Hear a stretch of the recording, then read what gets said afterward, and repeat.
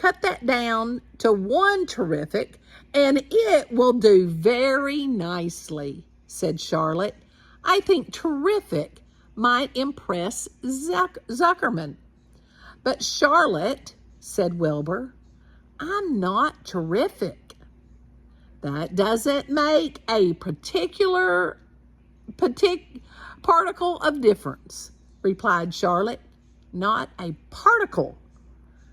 People believe almost anything they see in print. Does anybody here know how to spell terrific?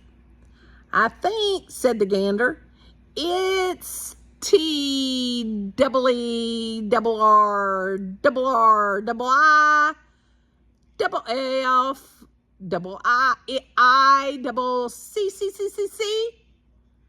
What kind of an acrobat do you think I am? Said Charlotte in disgust. I would have to have Saint Vitus's dance to weave a word like that into my web. Sorry, said the gander.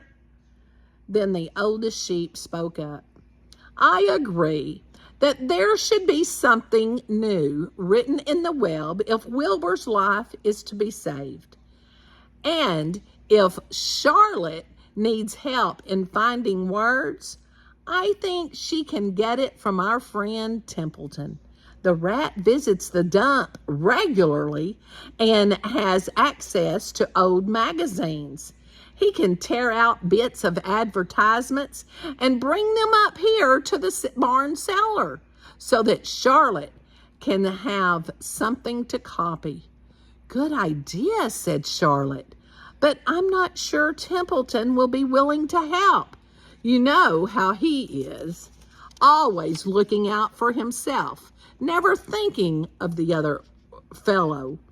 I bet I could get him to help, said the old sheep. I'll appeal to his baser insects, of which he has plenty. Here he comes now. Everybody keep quiet while I put the matter up to him. The rat entered the barn the way he always did, creeping along close to the wall. What's up? He asked. Seeing the animals assembled, we're holding a director's meeting, replied the old sheep. Well, break it up, said Templeton. Meetings bore me. And the rat began to climb a rope that hung against the wall. Look, said the old sheep.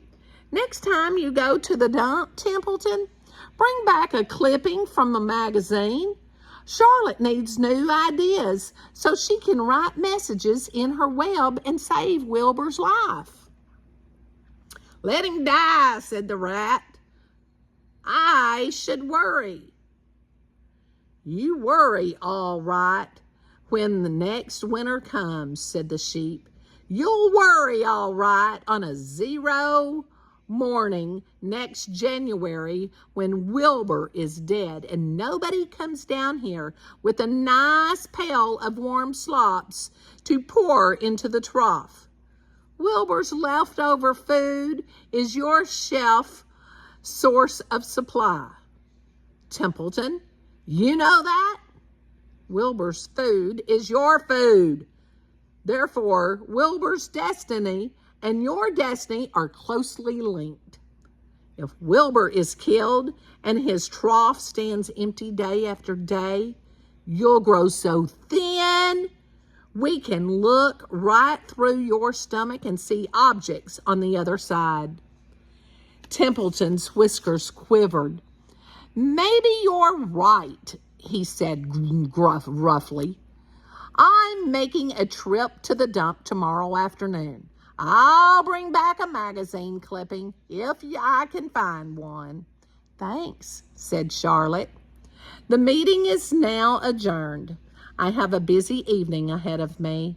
I've got to tear my web apart and write terrific. Wilbur blushed. I'm not terrific, Charlotte. I'm just about average for a pig.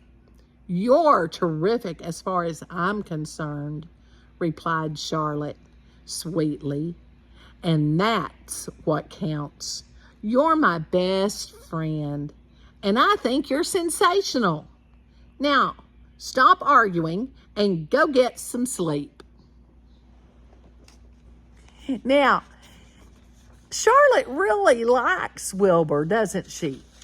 Do you have a friend that you really like? And why do you like them? Tell me in the comments. Why do you think they're terrific? Are they some pig? Tell me about your friend. Tell me about your special friend. And I can't wait to see what you say about your friend. And then later you might get to share it with them. I hope you enjoyed this chapter 12 about a meeting.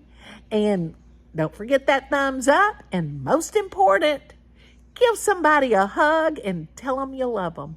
Maybe that special friend. Have a great day.